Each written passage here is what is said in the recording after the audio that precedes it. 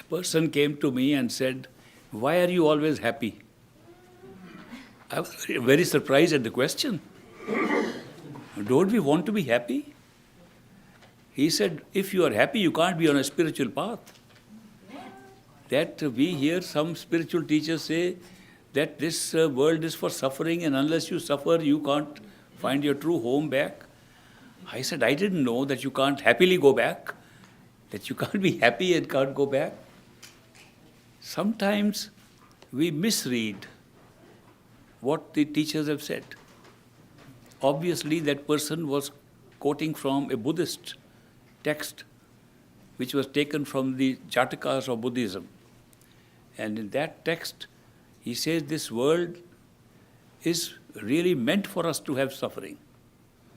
And what was meant was that unless we see suffering, we cannot appreciate happiness. And therefore, if you want to get happiness, you go through suffering, the very thing we were talking about, the pairs of opposites. It did not mean that you have to create suffering in order to be on a spiritual path. It did not also mean that the spiritual path only means what is beyond this life. Don't we realize the spiritual path is a path of the spirit, of our soul, of our consciousness. It's in progress right now. It doesn't start from somewhere else. It's on its way right now. The spiritual journey is on. It starts when we start seeking our true home. The moment we have that feeling, we are done with this, we had enough of it, this was an experience, but now we want to go home, the spiritual journey starts. The spiritual journey has many phases, and many of those phases take place right here while we are outside in this physical world. For example, people say strange things happen by coincidence.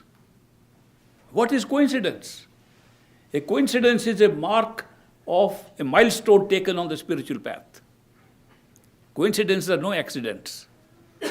People who have been seeking for the true home and moving in that direction have found these coincidences, strange events happening at the same time, unexpectedly, improbably, which are happening, are a guide to us what next step we should take on the spiritual path. These are coincidences happening in outside life. We look at some happenings and we say, that was miraculous, how it happened. You think that is not spiritual? Spiritual stuff takes place both inside and outside. The true mystics have explained to us, do not distinguish between inside and outside. What is looking like outside is also inside. The show is being created like a projector in a movie screen, on a movie screen. When we go to see a movie and we sit in the auditorium, we watch the screen. There are no characters on the screen. There is nothing but shadows on the screen. And the shadows take the form of characters. The shadows create the drama for us outside. And we never realize that the shadow is coming from something behind us. We never look back.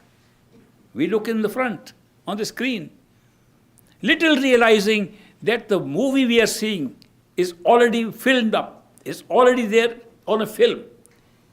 It is lying behind us. And the light behind the movie is the only source by which we can see it on the screen in front. Identical condition with us. The light inside us, operating through the DVD of our karma we picked up and decided, which was a film preloaded, is operating to create on a multi-dimensional screen outside. That's what it is. If somebody says, no, movie has real people there, I say, look back. Go and check, there's a film already loaded in the projector, and the projector is projecting the shadow. And they can see it. But even if we know, and we know it, it's a movie. Why do we cry in the movies? Why do we take it so seriously? We think real things are happening. We take a movie as real even when we know it's a movie, even when we know it's not real. The reason is, as Aristotle explained, that we need drama to remove the excess of emotion that we have inside us. It is to get something off our chest. This drama is for the same purpose, to get this trap of time and space off our chest. We watch this drama outside. It takes a form of reality, like a movie does. And we look at the movie and we deliberately forget it's a movie. What Aristotle called a willing suspension of disbelief. We would normally not believe, but we don't want to disbelieve at that time. And so we won't enjoy a movie if we keep on saying, oh, that's just a movie, that's not real. Nobody will enjoy it. And nobody will spend $7 or $10 to see a horror stuff in the shadows. But we do. This life is like a movie. It's being projected from within. If we remember this part, that it's a movie and it is being projected, obviously the film is not outside on the screen. The film is behind us, behind these eyes with which we see. The film that is loaded from which the projection is coming out is inside. The light that makes that film active, that gives life to it, is behind that. You have to go behind the scenes to see how it operates. And that is why when we see things happening outside and we say, that was miraculous, don't think that is not a spiritual step forward. It is. Indeed, when we meet a person, a human being, whom we call a perfect living master, because while he is a character in the same movie taking place outside, he is able to talk to us, lead us to something that is beyond this movie. Where did that happen from? Obviously, that is also programmed inside, not outside. A perfect living master is as much of a shadow as anything else. It's not that is different in reality from others. The unreality or reality of a perfect living master in a human form is identical with everybody else. There's no difference. The only difference is the consciousness that is operating in that body seems to be different. Because from that consciousness, it can share information about the truth, about our true home. And a perfect living master does not talk from anything that he has learned. He talks from what he can see. He doesn't have to prepare something to be able to tell you what's going on. He's watching when he's telling you what is going on. When we take a spiritual journey to higher levels of consciousness, we go step by step. We withdraw our attention from this experience and open up another one. And we find that we are enlightened to find out that there is another world existing. And the world we thought was real was merely a copy of it, merely a reflection of it. That the real features of this world can be found somewhere else, which can be found by awakening yourself to that level. One step. But we still take that to be the ultimate reality, because we have found the source of creation of this reality. Just like when we go to sleep and have a dream state, we wake up, we say, this is real. That was not real. Same way, when we ascend through withdrawal of attention to another awakening, to the astral stage, we say, that's real. Now we know what reality is. Now we have reached heaven. We have reached this place. Everything is there. The whole origin of the physical universe can be traced back in the astral region. There is no reason to suspect that there can be anything else. We have reached the end of our journey. But if you awaken further, get further enlightened to how that came into being, and you go to the causal level from where the mind is creating the three worlds, and then you find that even the astral world was merely a projection from the world of concepts and ideas that are flowing from there and creating congealed experiences in these two regions. When you rise above that, then you discover that the mind itself, creating this whole scene, is just made up of a device to create space, time, and events. And that's what it is doing. But it can fill up anything into it because the power that activates the mind is life force of consciousness. If consciousness is withdrawn from the mind, mind dies. It's the life force of consciousness that makes the sense perceptions, the astral body, alive. If that consciousness is withdrawn, the sense perceptions cease and the body, astral body, dies. If the life force is withdrawn from this body dies. The consciousness or life force is responsible for activating the activities of all these three. But then we find out that we are activating an equipment around us by which we generate new experiences. What about going beyond that? When we go beyond that, we find we were never any of these. These were covers upon ourselves. Our true reality is our soul, our spirit, our consciousness. Per se, it does not need any of these things to be a self. The self existed prior to all this. The self exists independent of all this. The self is not dependent on the mind or the senses or the body. These are dependent on the self. These will die if the self does not activate them. Then we go to our ultimate reality, find that we are participating in a single ocean of consciousness, a single expanse of consciousness, a single source of totality of consciousness, total consciousness, and we are no separate units. There were no souls as such. Souls were merely an illusion created within that to individuate ourselves. The mind was merely created to be attached to an individuated soul. The sense perceptions were merely attached so we could have a different type of experience. The physical body as an embodiment of all this packaged together was merely designed to have a different kind of experience. We find that our individual journey is stage by stage, step by step, till we find the totality. What happens if you find totality? Then you never lose anything because you can see the whole thing from there. In totality, you don't see you are in totality and there is something separate because nothing can be separate from totality. When you reach totality, you find the physical, the astral, the causal, and the spiritual planes are all enclosed in that one. This is the beauty of arrival at the final stage. You discover that all the stages you went through are part of that. There's nothing outside of it. When a perfect living master of that level comes into our life and he talks to us, he's not talking from this level or that level. He's talking from all levels.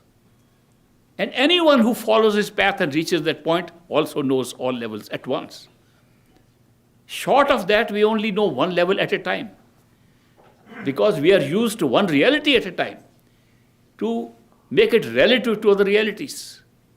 One reality disappears to make the next one real. That one disappears to make the next higher one real, and so on. At the top, we find all were not real, including the top. They were all created as products of consciousness. And at that time, you have awareness of all and can step into anyone that you like or step into all of them if you like. It is very difficult to explain the nature of consciousness of a perfect living master. We meet ordinary human being. Imagine a person with that kind of consciousness. How much he would love to be as ordinary as possible.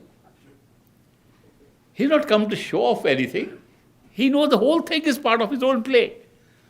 Therefore, his love and compassion is of unmatched quality.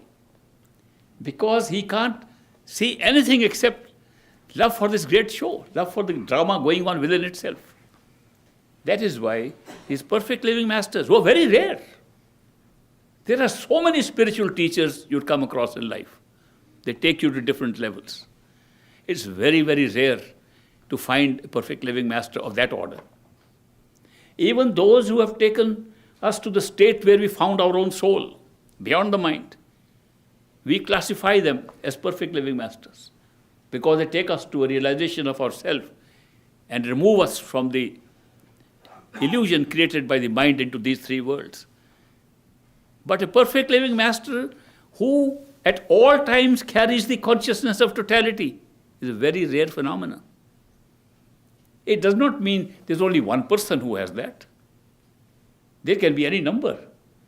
In fact, Historically speaking, there were sometimes very few, sometimes many.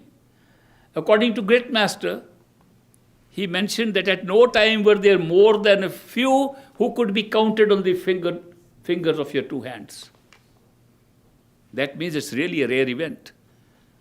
Where do these people appear? And why do they appear? They appear where the seekers seeking that state are existing. Seekers who are seeking the ultimate, they come for those seekers.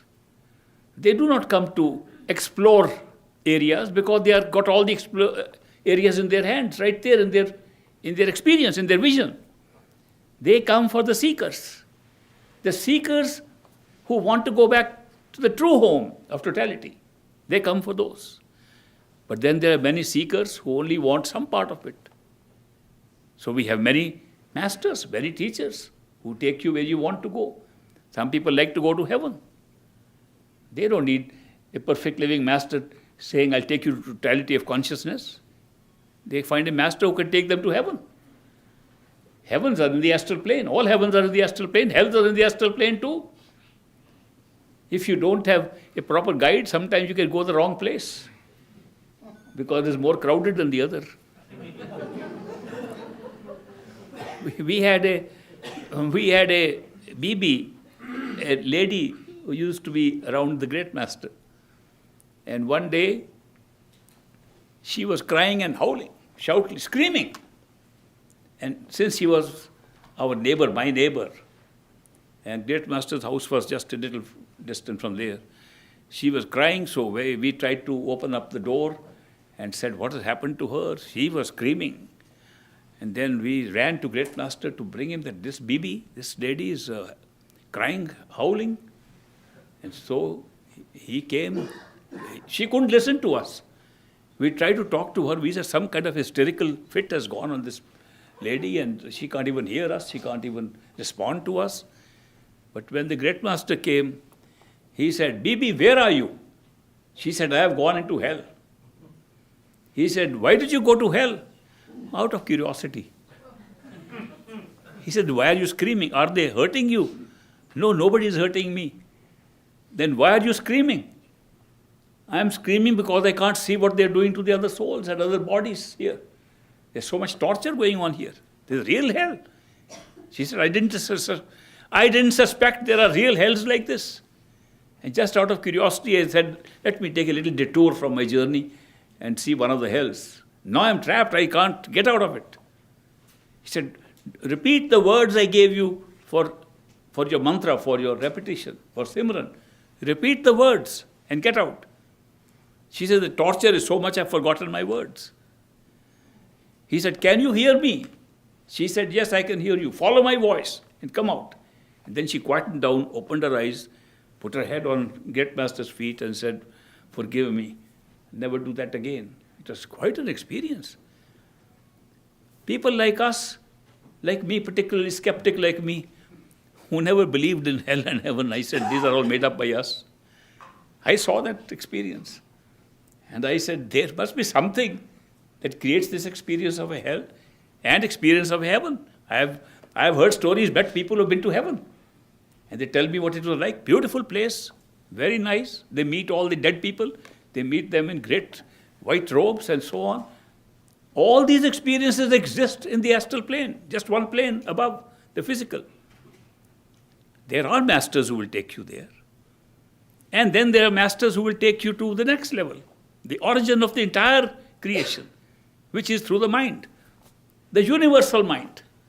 They say that universal mind is the one to which we really belong. And they take us to universal mind, little realizing that's the origin of the mind. The soul is powering the universal mind. Consciousness empowers the universal mind to exist. We are above that. Our self is more powerful. It powers the universal mind and powers all minds that exist. But the universal mind is not our home. It's not our true home. It's the true home of our mind. The mind feels happy too when it reaches there. But then the soul is still seeking. We come many times into this world. Reincarnation in different forms. is a reality. Not only do so many people remember their past lives, so many people have got past life regressions and found it. You can go back and see your past lives inside you. Why go on other people's testimony? There was an American doctor, Julian Johnson. He came to the great master. He said, Master, I would like to see if I had past lives. I'm a missionary. I've been converting people to my faith. I've been working in India converting people. I'm a missionary from the United States. Show me that there is a past life, then I will believe. The master said, it's very easy. You can see all your past lives. Just go 2 steps up in your meditation.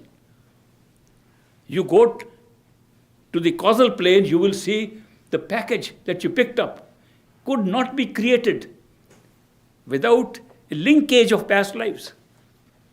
That nothing happens to us here unless there's a cause.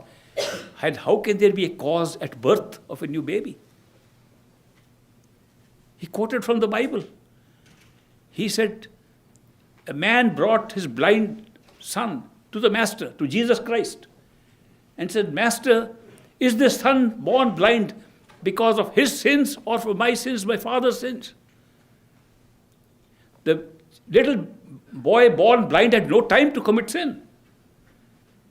And why should the father be responsible for the boy's blindness? The master answered, it is neither the sins of the child nor the sins of the father that have caused him to be blind. It is that the law may prevail. This is the current version of the Bible. There's a greater description in the Hebrew and other versions. That the law may prevail. Which law is going to prevail? To create a blind child being born. It was a law that had been picked up by so many people. The law of karma. Law of cause and effect. And how can you apply the law of karma to a child who's born blind when he had no time to create any karma? It has to be karma from some past event, past life. In any case, this can be verified, that we have so many lives. If we have so many lives, they all link together, then our spiritual seeking can extend over several lives. We don't come once and say, I'm a seeker and I'm going to go back home, and a master comes and takes us home. We are seekers distracted by this creation. We take one step. One step may be a long step, taking one whole life. We proceed next life to the next step, and so on. We can take several lifetimes to reach the point. In between, we meet all kinds of masters. We don't need at that time. We are not prepared. We are not ready to meet a perfect living master. We are ready for masters who take us in the right direction, inwards to the journey. So that is why at all times there have been masters who take us to different levels. And we follow those masters as seekers. We keep on seeking. A master can only take us where he has gone. He cannot take us beyond. When a master can take us to the astral plane, he will call it true home. Say, you have now reached true home, and you will be convinced. But something in you will say, I don't think this is it. My seeking is still going on. Something in me is going on seeking. What is that which is going on seeking? Your own soul, not your mind. The soul keeps on seeking. All of us, we are all seekers, born seekers, because we have a soul. The soul is always a seeker. And when the soul seeks beyond what it has found, another master takes you higher up. And if the seeking continues, eventually you are ready to meet a perfect living master. How do you find a perfect living master? You can't find. Sorry. There's no way to find. You can find other masters. They may be a little different from us. A perfect living master does not have to be any different from us. Why should he be? He's not come to display anything. He doesn't come to show his ego that I am so and so, I am a master. A perfect living master has never said he's a master. He has never pretended to be anything more than everybody else. Indeed, if his station in life puts him at a rank above others, and a seeker comes who's below him, he'll come to the level of the seeker who's below him and work at that level. Because the true nature of fulfillment of that seeking, which the soul has, is to be pulled by love. Love, an element, an experience that exists only beyond the mind. Love that cannot be created by thinking. Love that is often destroyed by thinking. Is created by our inmost self, the soul. It's an inherent property, it's an inherent qualification of the soul to have the experience of love. Therefore, perfect living masters do not use any other method except to draw us to our source through the power of unconditional love. A power that we begin to feel pretty quickly in the company of such people. They are ordinary people, yet very extraordinary in the unconditional love. The unconditional love makes them totally non-judgmental. They do not come to take us home because we are good people. Good boys and bad girls will, good boys and good girls will go home and others will stay here. The Santa Claus does that, I guess. They come to pick up the souls that are seeking and are ready to go. They do not judge how good or bad we were. That judgment is left to a lot of other people who will take you to the level of the mind that judges. They come to take you home. They know we are trapped in good and bad. We are trapped in this morality. And they take us out of it. So therefore they do not judge. It takes a little while for a newcomer to say, this is an ordinary kind of guy. Let's see what happens. As you associate, you find love is unconditional, without judgment, without change, without anger, without hesitation. What is this? It doesn't look like ordinary human beings, yet he looks like an ordinary human being, lives like an ordinary human being, eats like an ordinary human being, does shir like an ordinary human being. You know what shir is? If it's a man, shit, shower and shave. Just like ordinary people. There's no difference. He is an ordinary person. Indeed, as a human being, he is an ordinary human being. He's not even showing off that he is more than that. But his consciousness is somewhere else. And therefore, he is in touch with something that we would like to be in touch with. Therefore, he can guide us. So, remember that the sign of a perfect living master is something that we cannot see at first sight. Sometimes you can. If you have been a seeker and have met other masters for a long time, then you can see. Otherwise, with association, you find that you get a lot. Which brings me to a point, how important is it to associate with that person?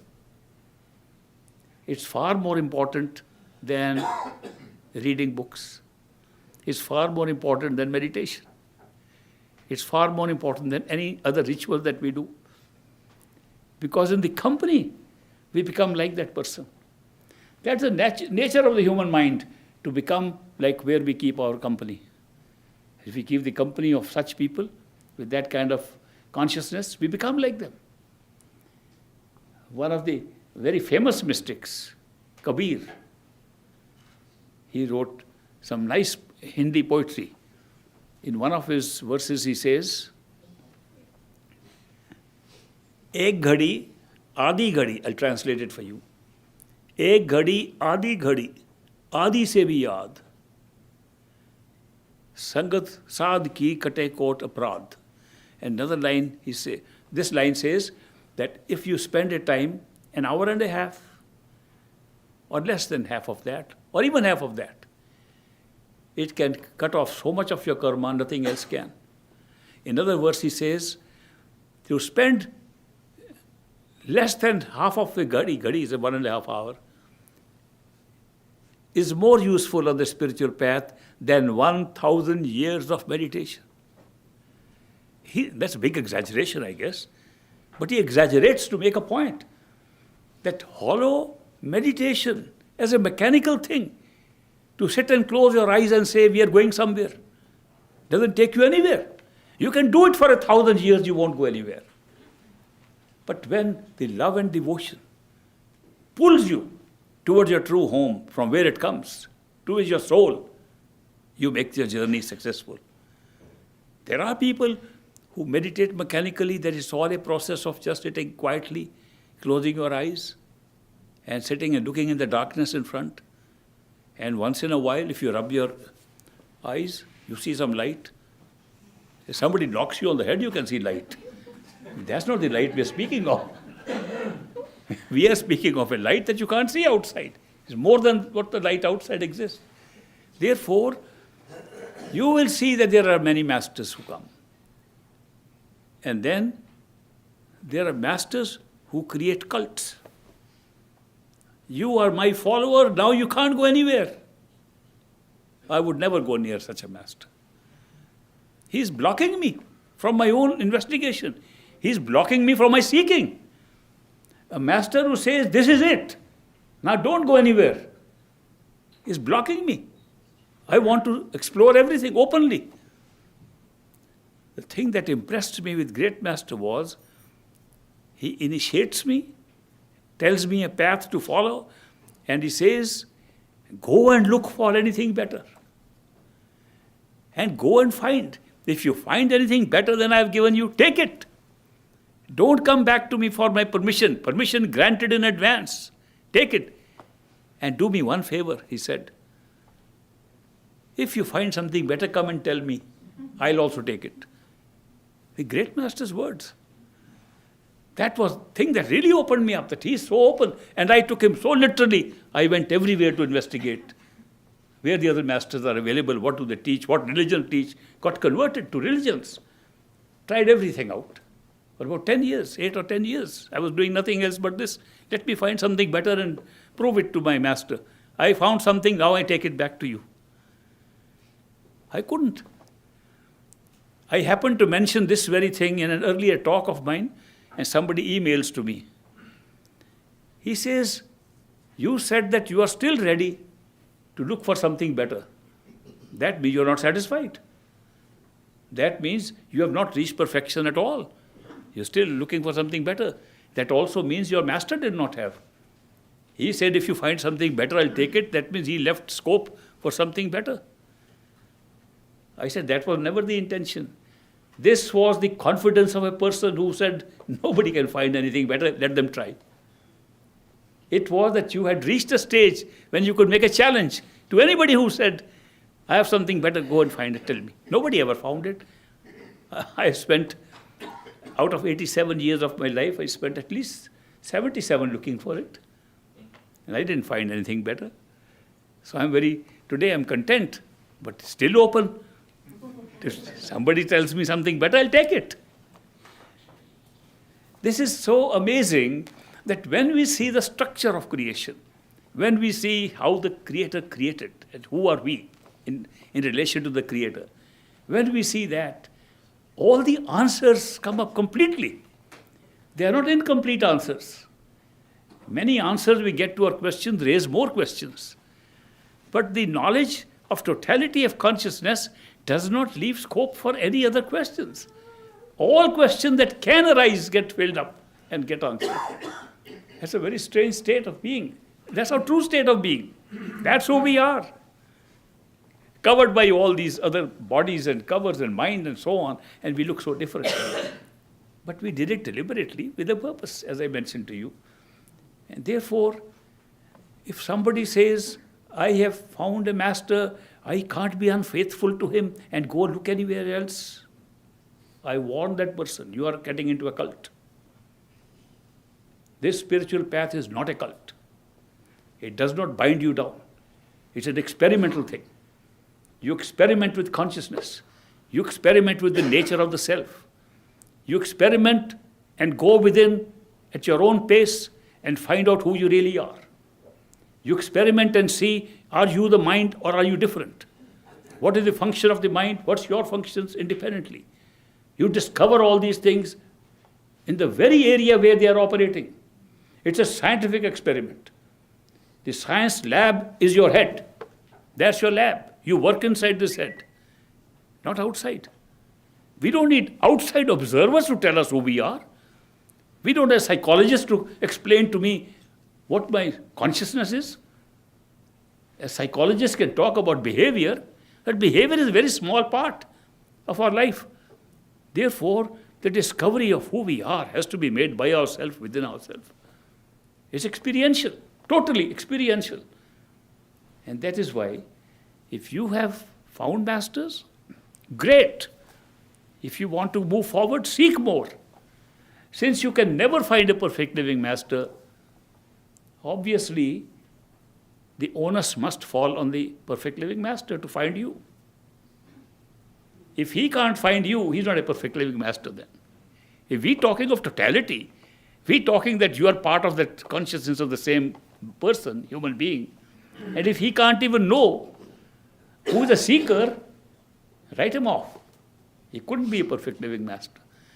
A perfect living master is one who identifies and knows the seeker, one to whom he can appear as a friend and pull him with the power of unconditional love. That person, the seeker experiences coincidences. How did this happen? How did I come across this? How did I read a book about this? How did I move there? Where did I get this information from? Series of coincidences lead you to such a human being. It's all planned. It's a good plan to be found. And we feel we have found it. We found. It's like a group of blind people are trapped in a room, a dark room, where the door, only one door in that room is flush with the wall, so you can't see where the door is when you move. These blind people are trying to get out, see the door. They are putting their hands on that wall to see where's the door. We will find the door. They're all going around in circles. And a man who is not blind, with eyes, opens the door and comes in. And he watches the blind people saying, we know how to find the door. We are going to the door. And none of them can discover because the door is flush with the wall. He then finds one guy is really keen to go out. He holds his hand and he says, I know, I can see the door. I'll take you out. The blind man says, I found it. I found the man who can take me out. He didn't find the man, but he thinks he found the man. It's the man with the eyes open who can find the man who is blind. Therefore, sometimes the seekers think we have found something. No, if you are ready, you will be found. Secret is seek. Be ready. You will be found. That's the basis of the activity of a perfect living master. Now you joined me on this holiday. I'm very happy to rejoice with you. Enjoy this holiday. Be happy. And don't worry.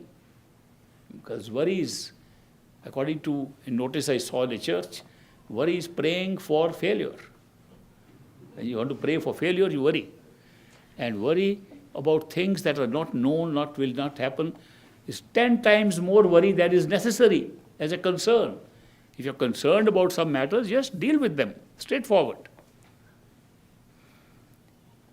And if you have problems, solve them peacefully. People complain to me about domestic problems because we get married or we live in with somebody and the honeymoon is over very quickly. And then we start arguing. And then we complain. Our marriage is breaking up. A holy man came the other day to Chicago and I went to listen to him. And a girl got up and said, I have a problem with my husband. We keep on arguing and fighting all the time. Any solution? The holy man gave a solution. He said, a similar incident happened in India. The man was from India. An Indian woman went and complained to a Swami, a yogi, a holy man, that I and my husband are fighting all the time and arguing over things and his life has become a mess. And the Swami said, you bring a bottle of water, I will bless it, and then this fight will stop. So she brought a bottle of water, and he did some mantra on it and did something. He says, blessed water. She says, how often should I give it to my husband? He said, not for your husband. It's for you. But the method is when your husband starts argument, take one sip of this water and hold it in your mouth till he stops. And then swallow it. If he argues again, take another sip. The point is, you cannot have a continuous argument if one of them is calm and peaceful. So therefore, many of these things can be easily solved if you find the reality of what's going on and are linked, anchored in the spiritual path. This life undergoes a very big change. Life here is such a big change just by being on a spiritual path. So I congratulate all of you for being here, because you're all on the spiritual path, otherwise you wouldn't be here. So make the best use of this great spectacle that we are seeing, we call life, and then be ready for more experiences. God bless you. Thank you very much. Happy holidays.